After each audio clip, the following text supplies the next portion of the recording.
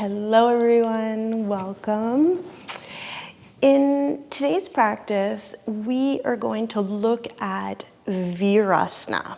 Okay, it's an asana, a pose that has a certain level of complexity to it because of issues with the knees, the ankles, the hips, and how intertwined all of these pieces are. And so it can be sometimes challenging, but also there's some really nice benefits to working on this pose. So what I'd like to do today is go through, almost like in a workshop-y type of way, a few different ways of working with your Virasana.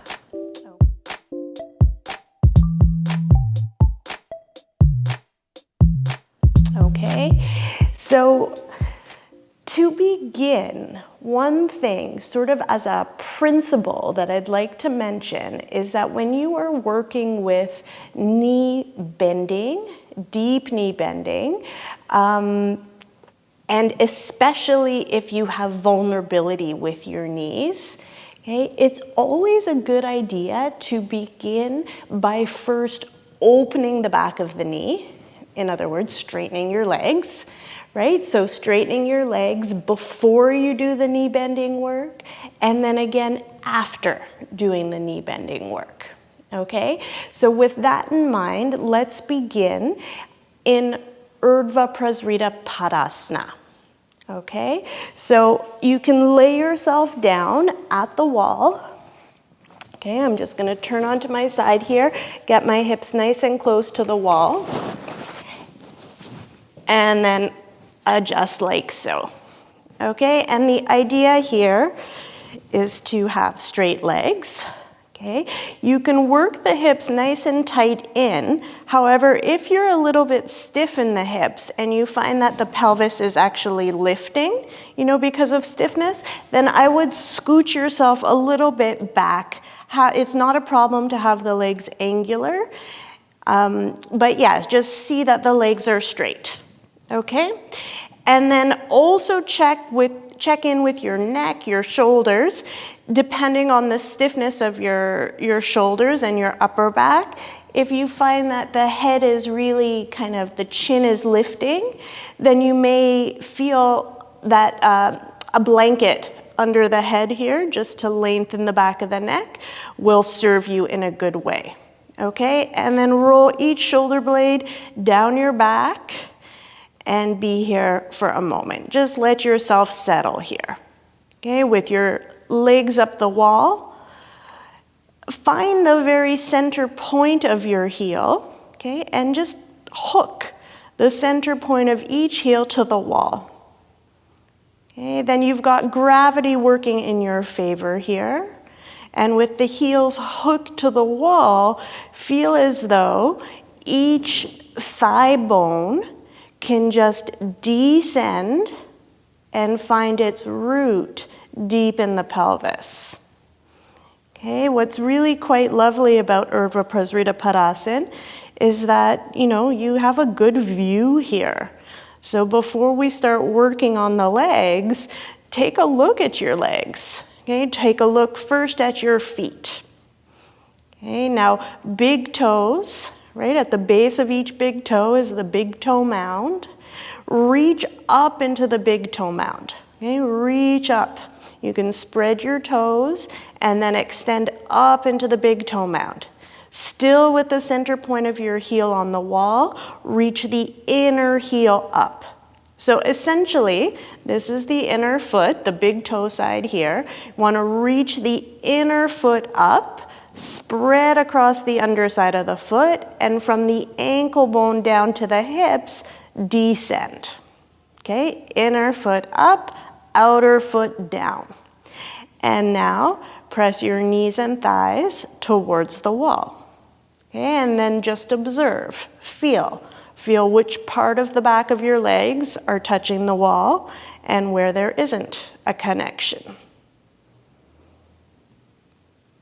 Okay, flare the back of your thighs open, broaden from the inside out, and deflate your thighs, right? Can you press the thighs towards the wall and still find that spreading? Okay, so it's not, I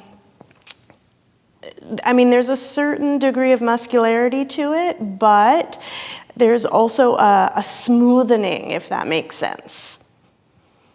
Okay, now here, if you can't quite see your knees, then lift your head up so that you can see them.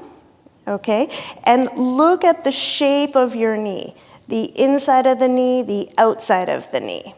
Okay, and you want to imagine that your knee has 4 corners. Okay, 2 on the inside, 2 on the outside. And ultimately, you want these 4 corners to be always in line, always square. Okay, I'm going to talk a little bit more about this in just a moment. Okay, just spend another minute here. Press your knees and thighs away. And then from the back of your legs, extend up. So anchor down through your hips, but as if you could make the back of your legs taller than the front of your legs. Reach up. And then with that, again, deflate your thighs. Move the bulk of your thighs towards the wall. Breathe, abdomen soft, face soft. Just another moment here. Okay.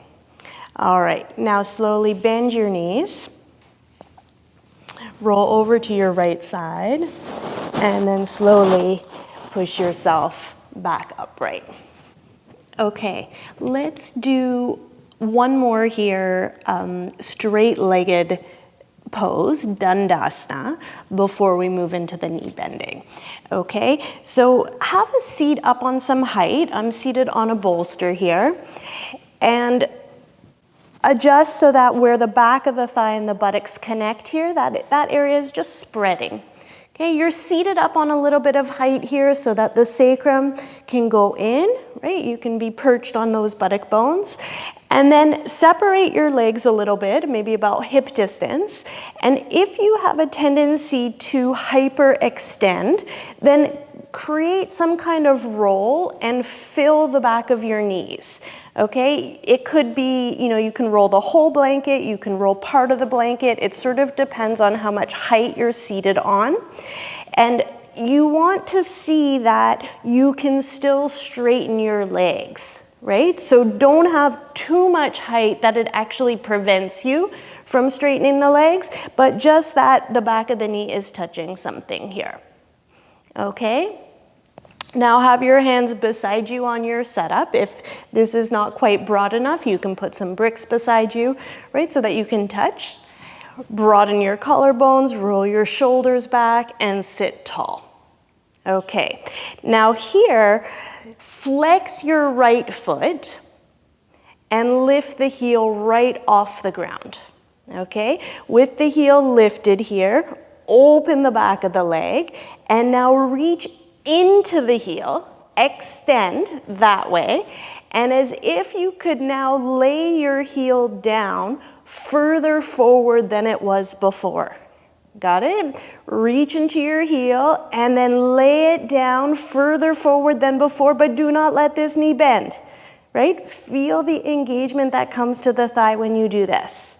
Okay, release and go again. Flex the foot. Extend into the heel, reach, reach, reach, open the back of the knee, reach into that right heel, and then slowly start to lower your heel down, down, further ahead than it was before, but don't let the knee bend. Yeah, the thigh has to work. The thigh needs to be engaged for this to happen. Okay, release, pause. So we're just doing one leg at a time here. So one more time, same leg here. Flex the foot, open the back of the knee, right? A lot of times when people say to open the knee, you think pushing down. But I want you to start thinking about opening the knee in a vertical sense, right? So opening towards the heel, towards the heel. Open, stretch that way. Now keeping that openness, reach into the heel, lower the heel down without letting the knee bend, without letting the knee bend. And feel what's happening here with your thigh. Feel the level of engagement. Okay, and then release. Pause here. Okay, now let's do 3 times with the left leg, same idea. Dandasana, just one leg at a time here, and just starting to understand what does it mean to open the back of the knee, okay? What does it mean to straighten your leg? All right, left leg. Flex the foot, let the heel come right off the ground there, and then extend into the heel. Reach, reach, reach, and then lowering the heel down further ahead than it was before. Do not let the knee bend. Press the bulk of the thigh down. And you can use your hand and feel the engagement that comes.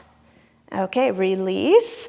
Now remember some of the same sort of visual cues that we looked at in Urdhva Prasrita Padasana. You can look at your feet, those big toe mounds, inner heel. The inner foot is reaching away from you. Outer foot is coming back towards you.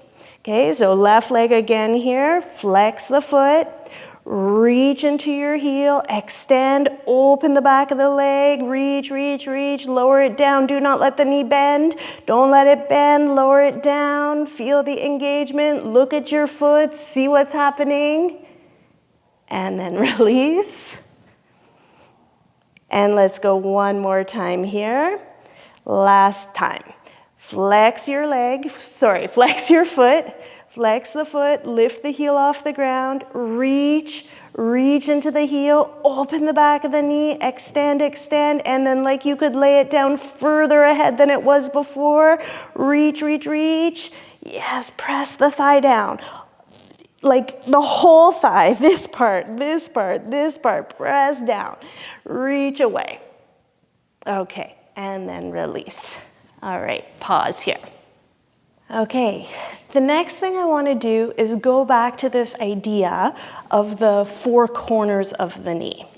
Okay, so you can still do this exploration. We're going to look at our legs seated up on your height. That's not a problem. Or depending on your body and your comfort, you can come to the floor. Okay, so be again in a seated position, Dandasana, and let's just have a little bit of space here between the legs. Okay, and then look down at your legs, look at your knees, and again understand there's the inner knee and the outer knee. Okay, and if you had 4 corners, I mean, this is where they'd be, right? The bottom, the top on the inside, bottom and top on the outside. Okay, and when your legs are in this position, you may find that the knee kind of leans in one direction. Okay, and there's lots of adjustments or kind of movements that we make in yoga where it affects the knee, obviously. Okay, so for example, one thing that is often said is to turn the front of the thighs in. Okay, so in Dandasana, this would not be an uncommon thing to hear, whether it's turn the front of the thigh in or back of the thigh open. Okay, so let's just take a look at that. Okay, so using 2 hands here, reach under your right leg here with your right hand, and you're going to pull the back of the thigh open and just turn the front of the thigh in. Okay, and then do that, and look what happens to the knee. Okay, are you able to see that if you do this, there's kind of gross movement here, the knee is now falling inward. Okay, release that. To not distort the knee, you have to learn how to be a little bit more nuanced in this adjustment. Okay, so now instead of taking the whole piece, right, like the muscle, the flesh, the bone, everything, and absolutely turning it, can you just spread the back of the leg and just gently descend the inner thigh, but look at the 4 corners of the knee and do it in such a way that it doesn't get distorted.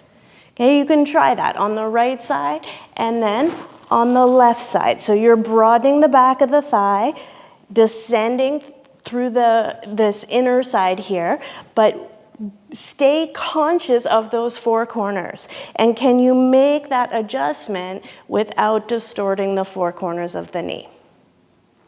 Okay, so this is one thing. Now we look at the bottom half of the leg. So now the shin and the calf muscle. Same idea here, okay? Sometimes you may be instructed, whether you're standing or seated in certain poses, to wrap the calf, right? You want to bring the calf muscle, let's see, from the back to the front in this way. Okay, so again, it's often helpful to do the exaggerated effort, right? And it just drives the point home. So let's do that. Take it and then draw the calf forward and see. Like for me, the knee completely rolls out if I do that. Okay, see what it's like for you. And then undo it. Okay, so same thing. Turn it, notice how the knee is going to be affected.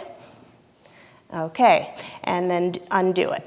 Okay, so now same as before. Let's do that adjustment, but in a more nuanced way.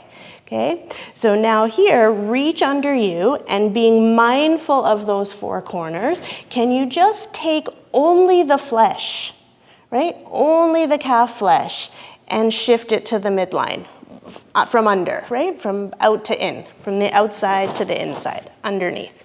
And still maintain some alignment here in the knee. Okay, here, just move the calf flesh under and look. Okay, and then you can go back without disrupting what you've done on the lower leg, reach under you and try to do that nuanced movement for the thighs. Okay, broaden the back thigh, descend and check in with your knees. Okay, so this is just general alignment principles. Okay, the thigh, the lower leg, in relation to the knee. And it's good to understand this because in different poses, you want to look for that even when the knee starts bending, so that the relationship of lower leg to upper leg, even as the knee is bent, the relationship is similar. All right, we're going to start now the journey towards Virasana. We're going to work with Virasana. Feel for a second here your shin. Okay, feel the front of the leg here and find the shin bone. Right, if you move around, you can feel, and it's sharp, right? It's like a blade, right? And you can very easily kind of roll on one side of the bone or roll on the other side. Okay, so just kind of get to know that area. Now in Virasana, you want to be centered on this shin bone. Okay, and that's a reference. It's going to give you feedback how this part of the body touches the floor in your Virasana. Okay, so have some height. I'm going to show with a brick for now. You can do it with soft props as well, but let's go with a brick for right now. Okay, begin with your knees together, feet slightly apart, and come to all fours here. The heels should be, just wider than your hips. And on all fours, raise one leg just a little bit off the ground. So the knee is grounded, but the foot, ankle, and shin are lifted. And then reach into the second toe. Lengthen this part of the leg. Okay? And then literally slap down. And try to get rid of any air that might sneak through underneath. So press the top of your foot down, your ankle down, and your shin down.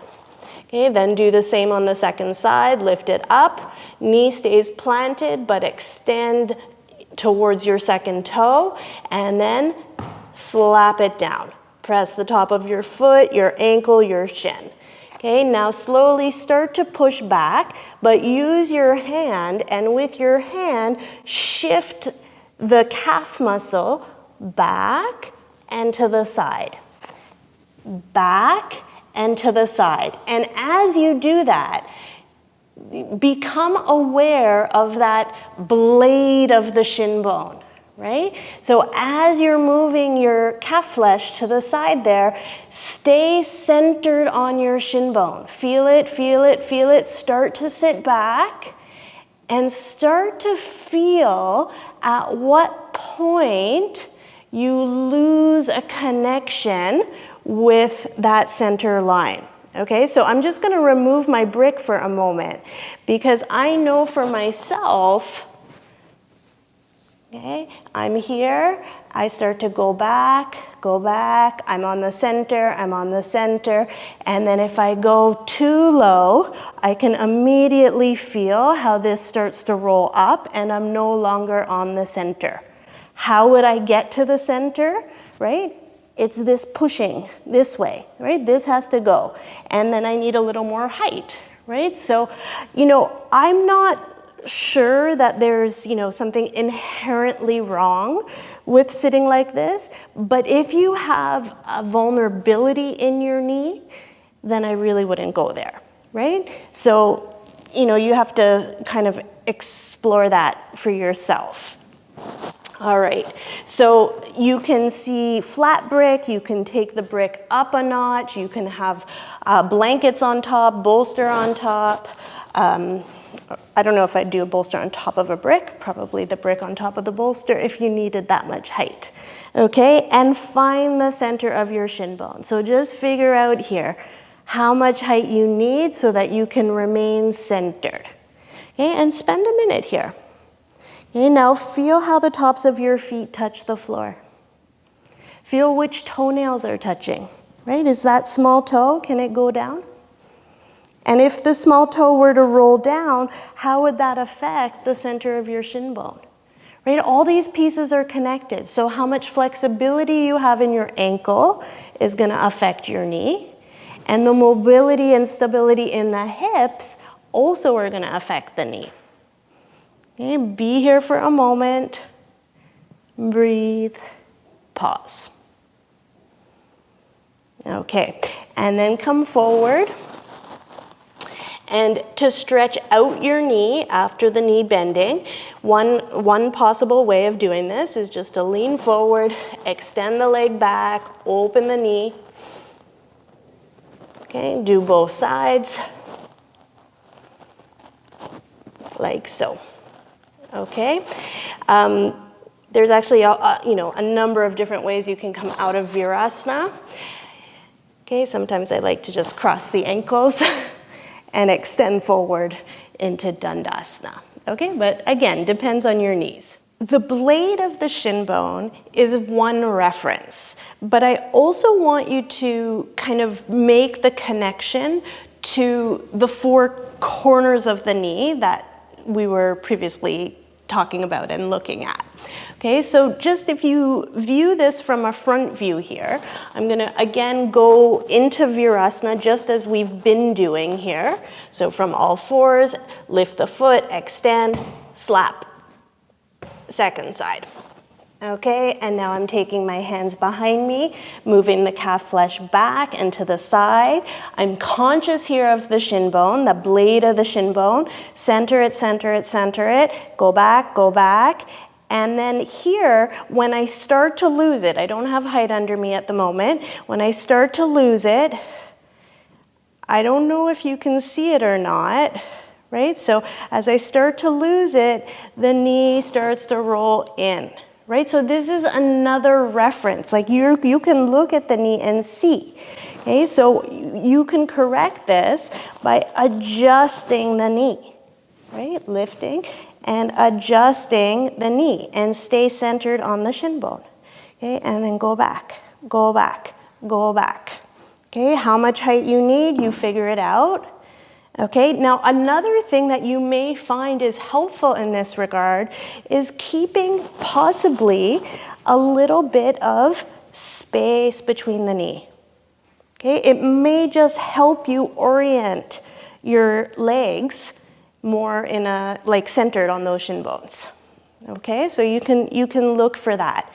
Okay, and then again, if you're gonna adjust the thigh, don't do it to the point where it's going to affect the knee, right? So which way do you want to adjust the thigh, right? I've been taught it different ways, rolling in, rolling out, and both have an effect, right? They can be purposeful either which way. So I'm not going to tell you which one to do, but I will tell you that the shin bone and the orientation of your knee should be a cue. It should inform your decision as to whether you want to roll the thigh out or in.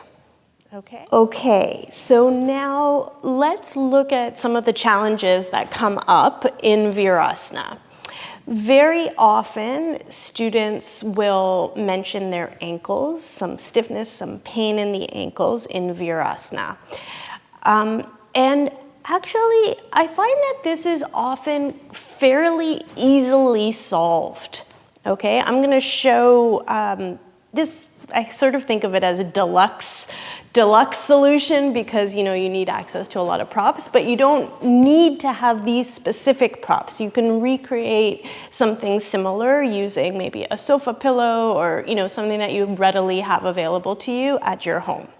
But what I'm showing here is 2 bolsters, okay? And the idea here is to kneel on your setup for Virasana and situate yourself in such a way that the ankle here is touching something. So I like the bolster because I like this sort of rounded edge and how the ankle just nicely can be shaped around it. Okay, and so once you're there, knees together, feet apart, the ankles are supported, then you can sit back. Okay, and how far to sit back, how much height you need under your buttocks, again, is a personal decision. So the very deluxe version, right, you might take another bolster and place that bolster on your calves, right? It's going to give you a lot of height here, like this. Okay, so you probably can't see my ankles anymore, but they're being supported by the edge of the bolster, and then I'm seated really high here on this 3rd bolster. Shin bones are upright, or I'm on the top of the shin bone there. And yeah, this is Virasana. It's also really nice if you can put maybe a chair in front of you and you can just hold, the back of the chair and kind of push off the chair to get a little bit of lift to the chest, right? Just something to have your hands on, right? And get rebound lift up here. Okay, it's just nice. It's very stable. Okay, so that's a nice way to do it. Now, if you don't have all of this stuff, okay, so maybe you have 2 bolsters, not 3, or you've figured out some kind of pillow, a stack of blankets, something to recreate this bottom platform. You can be creative. Put something else underneath your buttocks, right? And figure it out. Okay, the other thing that's nice about this setup is that sometimes when the knees are paining, having something soft is helpful. And also you don't have the pressure right on the knee. It can also be a little bit forward, right? So that can also be helpful. Okay, now with stiff ankles, okay, so I'll just, you're coming out, you can again stretch your legs. Another way to come out of the pose would be to lift up into Urdhva Svanasana and just take a second here to open the backs of your legs. Okay, so now when the ankles are stiff, and let's say, in your Virasana, you can sit a little bit lower. You don't need necessarily quite so much padding under your shins. Sometimes it's just enough, right? To, let's say you're here, and when you start to sit back, there's some air, right? Some space that comes in here, and it starts to be painful. Hey, you can literally take just the corner of a blanket, and as soon as that ankle touches something, it can quite significantly help, right? Feel a lot better. Okay, so that's another option here. You can take the corner of a blanket, a towel, stick it in. Sometimes a rolled blanket can be the right thickness. So you have to experiment a little bit. All right.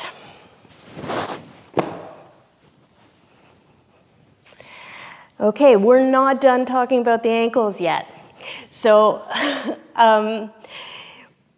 what I've shown so far is how to support the ankle, right? So that it touches something, and when we know already that when something is touched, it can release, right? If there's gripping there and it touches the surface, that helps that area to release, which is good, okay? But we also want to work into the stiffness a little bit in a more, in an intentional way. Okay, and so to do that in Virasana, not just to alleviate the pain, but to, kind of get at the flexibility, malleability of the ankle joint, we can work with different presentations of Virasana.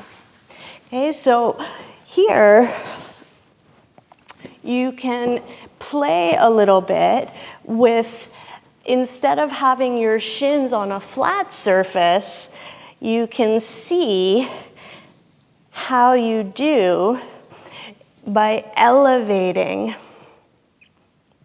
different parts, right? So here I'm showing the elevation of the knees and then sitting back, okay? And I'm showing it on a bolster, but maybe you want to start with just 1 blanket, 2 blankets. You can go gradual.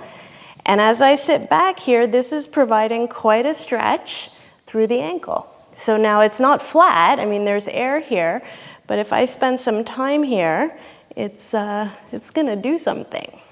Okay, so this is another one that you can play with. Okay, and then lastly, the alternative, or kind of like the opposite of just showing of what I just showed, would be to come in front of your setup, and instead of having your knees elevated, right, you're having actually the tops of your feet only elevated. Okay, and again, this too is providing a stretch. Okay, you can use your hands and sort of encourage the directionality of the pose and take your Virasana this way.